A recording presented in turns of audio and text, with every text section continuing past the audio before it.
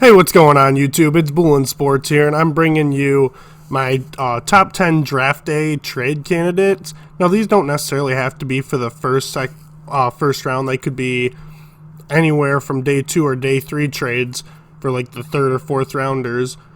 But honestly, most of these players just need to change the scenery, or they want out, or they won't get a long-term deal done, and the teams might as well get as much value as they can. Obviously, today is the first day of the 2020 NFL Draft tonight. I hope all you guys will be watching, and I hope none of your teams let you down.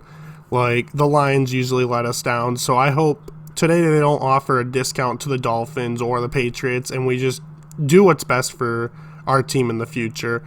But like I said, in my previous video, I highlighted a couple candidates, so I won't include them into this video.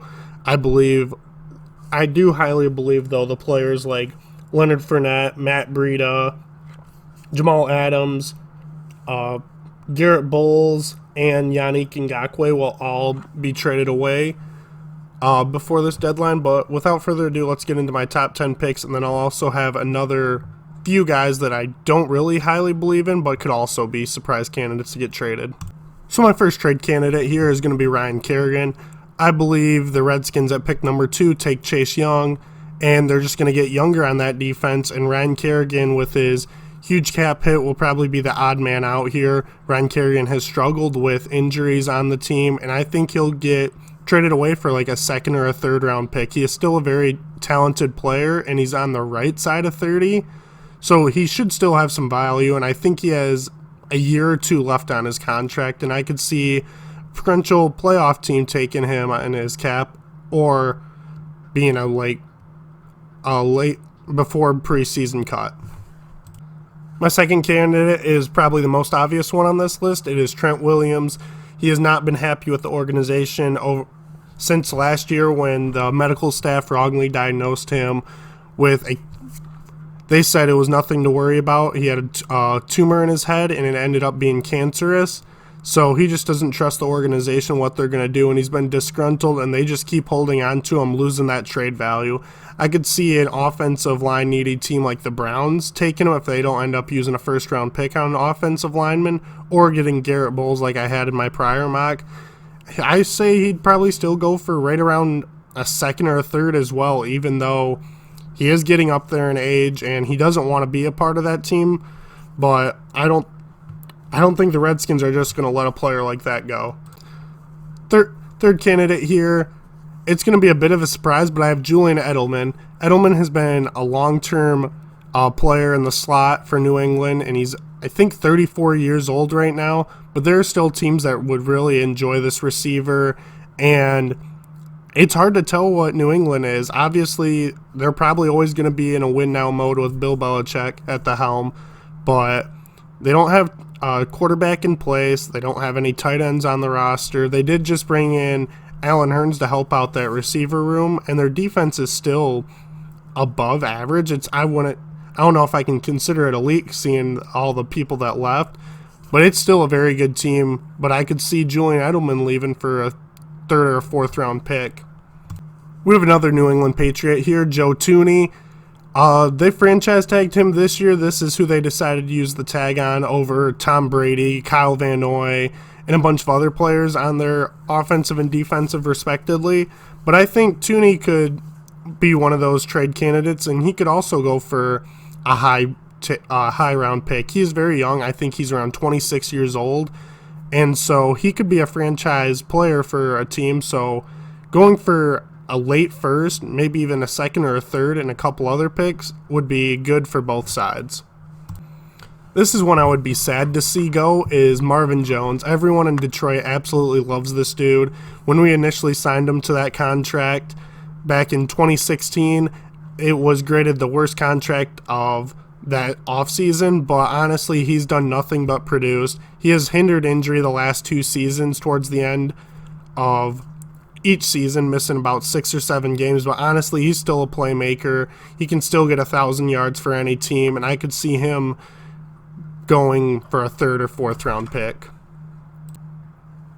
If the Colts do get their quarterback for the future, right now they have the placeholder in Phillip Rivers, but I don't think they're completely satisfied with Brissett. He does have 2 years on that new contract, but it is a very affordable contract. It's like 2 years, 30 mil remaining on that contract, and that's without it being weighed to one side. So I think there will be suitors for Jacoby Brissett here, and I think they draft a quarterback of the future, whether it be Jacob Eason or Jordan Love or one of those other quarterbacks that could fall to them.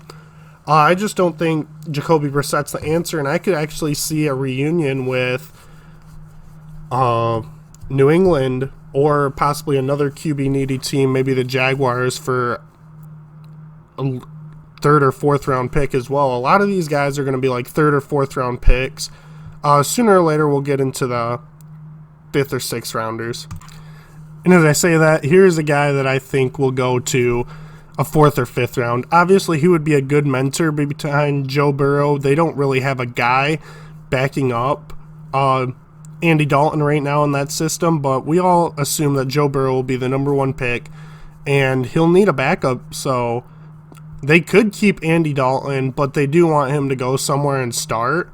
Therefore, I could see them getting a fourth or a fifth round pick, and I think New England would be a perfect landing spot for this over Jacoby Brissett. Obviously, Brissett has that familiarity, but I feel like Dalton and Belichick could do what Brady did with him for the rest of his career. Here at number 8, here's a guy that just hasn't really panned out in the NFL. It's Dante Pettis. He was a former second-round pick for the 49ers, and they want another receiver on this roster. They traded for Emmanuel Sanders because Pettis hasn't really stood out. They do have Marquise Goodwin, Kendrick Bourne. They have Trent Taylor, and they also have the rookie from last year, Deebo Samuel. And I think Deebo Samuel is commanding that number one spot, and Dante Pettis is just going to be buried on that depth chart. So here is either a cut candidate or he'll go for a fifth to sixth rounder. They just want to try to get some value out of this young talent who still has time to prove himself. Once again, another 49ers receiver who they might as well just try to get some value with. It's Marquise Goodwin. He's been one of those candidates ever since signing that contract that's been a bubble roster spot, but he just has that inside speed and playmaking ability. He's persevered a lot, especially in this photo where he got to his knees after catching a touchdown pass after losing his newly born child. And basically, any team in this league would love to have a player with his speed. And his contract's not too expensive right now. I think it's about $6 million. Over a year, and there's 2 years left on the contract, but I just don't think he'll work out with the 49ers, and he should go play somewhere where they'll just find another deep threat and could be that potential Tyreek Hill for a team.